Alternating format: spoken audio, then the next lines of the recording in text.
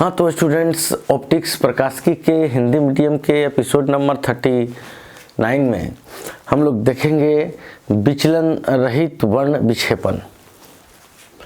विचलन रहित वर्ण विक्षेपण अथवा प्रिज्मों का वर्णक संयोग।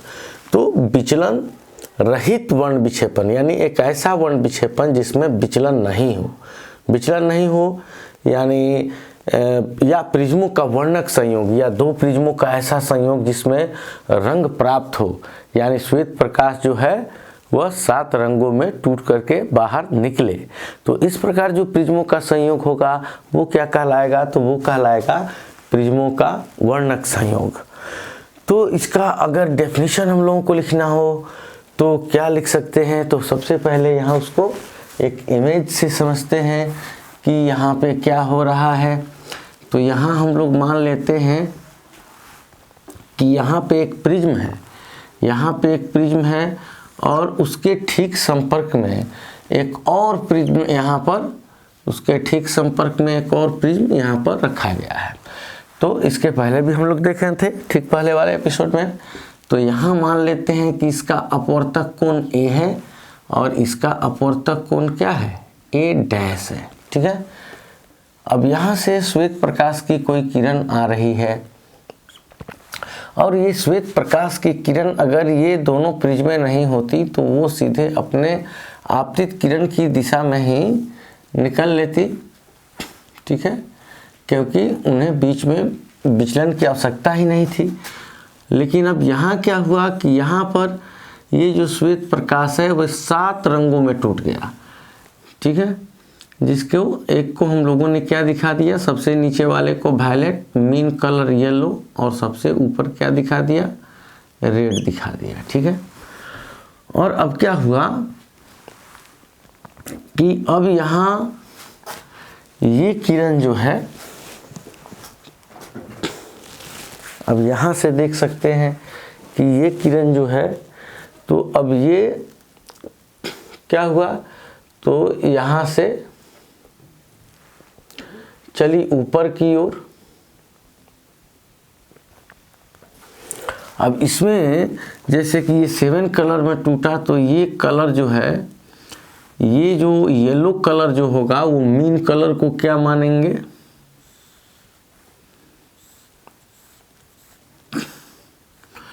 मीन कलर जो होगा वो किसके इक्विवेलेंट में होगा? तो वो होगा वाइट कलर के इक्विवेलेंट में। क्यों? इसलिए कि वाइट कलर जो है,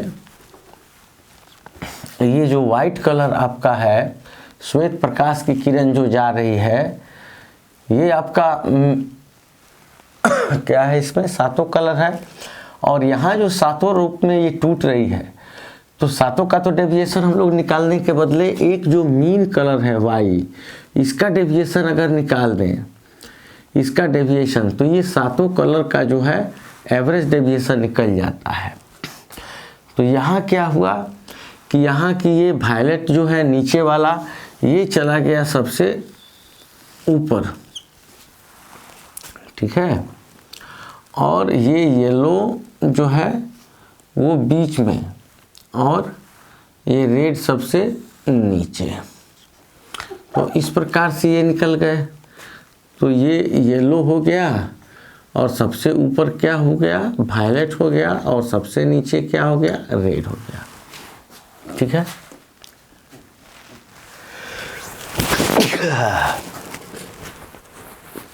चलो बच्चों, तो ये हो गया A डैश। ठीक है, और ये क्या हो गया? इसका अपवर्तनांक हो गया म्यू मान लिए, इसका म्यू डैश मान लिए, इसको क्या मान लिए? इसको क्राउन ग्लास मान लिए, और इसको क्या मान लिए? फ्लिंट ग्लास मान लिए। तो इसमें क्या हो रहा है? ये दोनों प्रिज्म मिलकर क्या कर रहे हैं? ये दोनों प्रिज्म मिलकर के श्वेत प्रकाश को अंततः 7 रंगों में बाहर निकाल रहे हैं।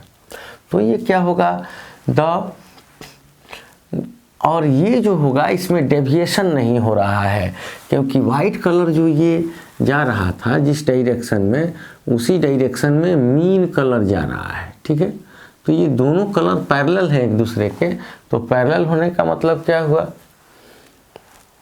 पैरेलल होने का मतलब हुआ कि ये श्वेत प्रकाश है और ये क्या है, येलो कलर है, तो ये पैरेलल है। तो पैरेलल है तो इसका सेंस ये है कि इनके सेंस से मतलब ये इनका सेंस है कि ये पैरेलल है, तो विचलन नहीं हो रहा है, क्योंकि येलो कलर मीन कलर है, यानी वो वाइट कलर के ही इक्विवेलेंट है, ये सातों कलर का मीन ही है, तो ये जो है पैरेलल है। ठीक है, तो इस प्रकार बच्चों हम देखते हैं कि अब इसका हम डेफिनेशन क्या लिख सकते हैं। तो इसका डेफिनेशन हम लोग लिख सकते हैं, प्रिज्मों का ऐसा संयोग जिसमें जिसमें वर्ण विक्षेपण तो होता है परंतु विचलन नहीं होता। The combination of prisms in which it be dispersion but not deviation. तो इसका सेंस क्या है कि यहाँ प्रिज्मों का कैसा संयोग है, ऐसा संयोग है जिसमें वर्ण विक्षेपण हो रहा है, यानी श्वेत प्रकाश 7 रंगों में टूट रही है, लेकिन इसमें विचलन नहीं हो रहा है, क्योंकि वाइट कलर जो है उसी के पैरेलल क्या है, तो उसी के पैरेलल है येलो कलर, इसलिए येलो कलर और ये जो वाइट कलर है ये एक दूसरे के पैरेलल हो गए। तो अब यहाँ ये लिख सकते हैं क्या, यहाँ से इसका डेफिनेशन हम लोग लिख सकते हैं, डेफिनेशन लिख सकते हैं कि प्रिज्मों का ऐसा संयोग जिसमें क्या होता है, जिसमें वर्ण विक्षेपण तो होता है, क्या होता है, तो वर्ण विक्षेपण, यानी श्वेत प्रकाश 7 रंगों में टूटती है तो होता है, वर्ण विक्षेपण तो होता है परंतु विचलन नहीं होता, विचलन नहीं होता है, क्या कहलाता है, प्रिज्मों का वर्णक संयोग कहलाता है ना, प्रिज्मों का वर्णक संयोग कहलाता है। ठीक है बच्चों, तो यहाँ पे ये हम लोग इसका आप डेफिनेशन लिख दिए कि प्रिज्मों का ऐसा संयोग जिसमें वर्ण विक्षेपण तो होता है परंतु विचलन नहीं होता, प्रिज्मों का वर्णक संयोग कहलाता है। विचलन क्यों नहीं होता, क्योंकि श्वेत प्रकाश जिस दिशा में जा रही है उसी दिशा में येलो कलर निकल रहा है, क्योंकि श्वेत प्रकाश तो निकल नहीं रहा है कि पैरेलल दिखेगा, तो येलो कलर जो निकलेगा वो सातों कलर का इक्विवेलेंट होगा। ठीक है, अब यहाँ आप उसका लैंग्वेज लिख देंगे। अब यहाँ जैसे कि थोड़ा सा जगह है यहाँ तक, ठीक है, तो यहाँ लिख देंगे क्या कि माना 2 प्रिज्म जिनके अपवर्तक कोण, माना 2 प्रिज्म जिनके अपवर्तक कोण क्रमशः ए तथा ए डैश एवं अपवर्तनांक क्रमशः म्यू तथा म्यू डैश हैं, ये देख के लिख देना है कि ये ए डैश म्यू डैश है, वर्णक संयोग में रखे गए हैं, वर्णक संयोग में रखे गए हैं जिसमें विचलन शून्य है। क्या है बच्चों, तो विचलन क्या है, तो वो शून्य है, तो इसमें विचलन जो होगा वो शून्य है। तो हम लोग क्या समझे थे कि हम लोग वहीं से शुरू करेंगे, कहाँ से, जो घटना नहीं हो रही है। मतलब यहाँ हम लोग क्या करेंगे, तो यहाँ लिखेंगे कि चूंकि विचलन शून्य है, ये फिगर बनाकर उसके बारे में लिख देंगे। तो चूंकि विचलन शून्य है तो इसका मतलब क्या होगा कि इसका डेविएशन और इसका डेविएशन, तो इसका डेविएशन क्या हुआ, इसका डेविएशन किसका देखेंगे, सिर्फ येलो कलर का, क्योंकि सातों का तो अलग अलग देखेंगे नहीं। ये डेल्टा वाई डेविएशन, और इस प्रिज्म में डेल्टा वाई तो इस दिशा में आ रहा था लेकिन चला गया इस दिशा में, तो ये डेविएशन डेल्टा वाई डैश, तो delta Y plus delta Y dash equal to 0। ठीक है, delta Y dash equal to 0, यानी इसका और इसका दोनों का मिलकर डेविएशन यानी डेल्टा 0। क्यों? क्योंकि वाइट कलर जिस दिशा में जा रही है उसी दिशा में येलो कलर भी जा रहा है। तो ऑलरेडी हम लोग जानते हैं कि डेल्टा इजकल टू क्या होता है बच्चों, तो म्यू माइनस 1 इंटू ए। तो डेल्टा वाई के लिए क्या हो जाएगा, mu Y minus 1 into A plus mu Y dash minus 1 into A dash equal to 0। ठीक है, तो यहाँ हम लोग अब क्या कर लेते हैं, अब यहाँ जैसे ठीक उसी की तरह से ए और ये चला जाएगा उधर, तो ये हो जाएगा कैसे, minus mu Y dash minus 1 into A dash.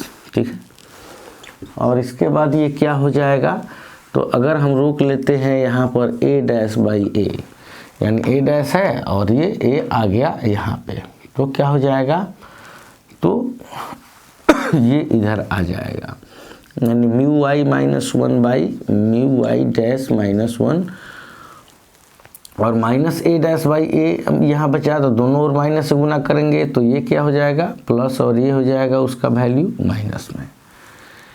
ठीक है, ठीक है, अब हम लोग निकालेंगे क्या, तो हम लोग निकालेंगे डिस्पर्सन। तो इफ यहाँ लिख सकते हैं, चलो ठीक है, तो इफ टोटल डिस्पर्सन इज 0, तो सबसे पहले हम लोगों ने क्या किया, तो सबसे पहले हम लोगों ने देखा कि इसमें क्या नहीं हो रहा है, तो विचलन नहीं हो रहा है, तो उसका एक इक्वेशन प्राप्त किया। और इसके पहले वाले में क्या देखा था कि वर्ण विक्षेपण नहीं हो रहा है, तो theta plus theta dash equal to 0 माना था। क्यों? क्योंकि वहाँ जो है थीटा को किससे, तो एंगुलर कलर डिस्पर्सन है, तो टोटल एंगुलर कलर डिस्पर्सन का सम 0 हम लोगों ने माना था। तो यहाँ पे एक टोटल डिस्पर्सन इज नहीं, total dispersion, if total dispersion is D, यानी डिस्पर्सन तो हो रहा है भाई, तो अब डिस्पर्सन डी इजकल टू क्या होगा, तो डी होगा थीटा प्लस थीटा डैश, तो वो क्या हो जाएगा थीटा का, तो थीटा का होता है म्यू भी माइनस म्यू आर इंटू ए, और फिर इस थीटा डैश का क्या होता है, तो इसका होता है म्यू भी dash minus mu R dash into A dash. अब इसके लिए हम लोग क्या करते हैं कि सेम वही प्रक्रिया है, म्यू भी माइनस म्यू आर इंटू ए को कॉमन ले लेते हैं। कॉमन लेने से हुआ क्या, तो ये हो गया 1 यहाँ बच गया, और इसमें से कॉमन लिए तो ये तो था नहीं, तो इसको भाग कर देंगे इससे, तो म्यू भी dash minus mu R dash into A dash by mu भी minus mu R into A. ठीक है, तो यहाँ पर जो है, यहाँ पे हो गया म्यू भी माइनस म्यू आर इंटू ए और इंटू 1, और यहाँ पे क्या बचा, यहाँ पे बचा म्यू भी dash minus mu R dash by mu भी माइनस म्यू आर इंटू, और A dash by A dash by A का वैल्यू यहाँ से ले लेंगे, तो हो गया mu Y minus 1 by mu Y dash minus 1, और इसका माइनस प्लस यहाँ माइनस हो गया, यानी ये इक्वेशन हो गया ऐसे। ठीक है, अब इसका ए डैश बाई ए का वैल्यू, अब यहाँ अगर इसको मान लेते हैं, कोई इक्वेशन नाम दे दिए ए, तो इसको आप लिख सकते हैं फ्रॉम ए। ठीक है, तो अब इसी इक्वेशन को आप कैसे लिख सकते हैं, अब ये डी हो गया और म्यू भी माइनस म्यू आर इंटू ए, और इसी इक्वेशन को ऐसे लिख सकते हैं 1 माइनस इतना बट्टा इतना। क्यों लिख रहे हैं ये तो आपको पता है, क्योंकि डिस्पर्सिव पावर यानी वर्ण विक्षेपण क्षमता का ये सूत्र है। और इसको ऐसे लिख सकते हैं म्यू भी माइनस म्यू आर दिख रहा है ना, चलिए तो ये म्यू आई माइनस 1, तो ये वाला इक्वेशन और फिर ये वाला इक्वेशन, तो इसको क्या कर दिए डी इजकल टू म्यू भी माइनस म्यू आर इंटू ए और इंटू 1 माइनस। तो अब इसका वैल्यू क्या होता है बच्चों, आप तो जानते हैं कि इसका वैल्यू हो जाएगा ओमेगा डैश और इसका ओमेगा, क्योंकि इसके पहले वाले एपिसोड को आप देख सकते हैं। और यहाँ पे अगर आते हैं तो क्या हो गया यहाँ, हाँ चलो ठीक है, तो यहाँ हो गया डी इजकल टू म्यू भी minus mu R into A into, अब ये ओमेगा यहाँ जाएगा, ठीक है, तो omega minus omega dash by omega, omega minus omega dash, ये ओमेगा दिख रहा है ना साफ साफ, तो ये क्या हो जाएगा ओमेगा माइनस ओमेगा डैश, और ओमेगा तो सब में आ सकता है बट्टा ओमेगा हो गया। तो ये हो गया क्या, तो ये डिस्पर्सन यानी टोटल एंगुलर डिस्पर्सन, ठीक है। अब इसी को हम लोग ऐसे भी लिख सकते हैं, but omega equal to mu भी minus mu R by mu Y minus 1। तो इसको यहाँ ले लेते हैं, अगर ओमेगा इसको इधर mu Y minus 1 equal to mu भी माइनस म्यू आर, तो क्या हो जाएगा, मतलब ये क्या होता है, यहाँ ओमेगा का ये फार्मूला है म्यू भी minus mu R by mu Y minus 1। अब ये म्यू वाई माइनस 1 इधर आ गया, ओमेगा के साथ मल्टीप्लाई हो गया इजकल टू म्यू भी माइनस म्यू आर। तो अब इसका वैल्यू हम लोग यहाँ रख सकते हैं। अब यहाँ कुछ माने थे उसको ए इक्वेशन माने थे, अब इसको इक्वेशन बी, ठीक है।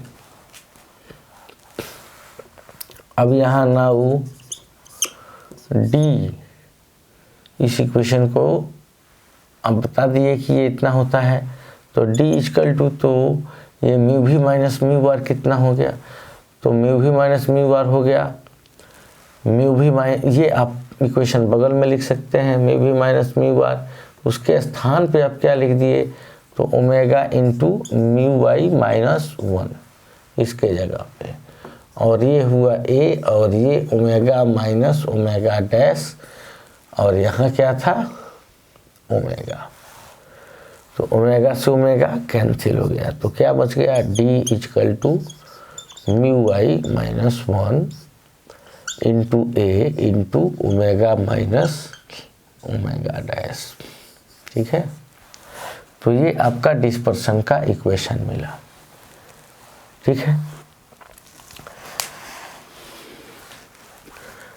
तो इसका बच्चों आप अभ्यास कर सकते हैं।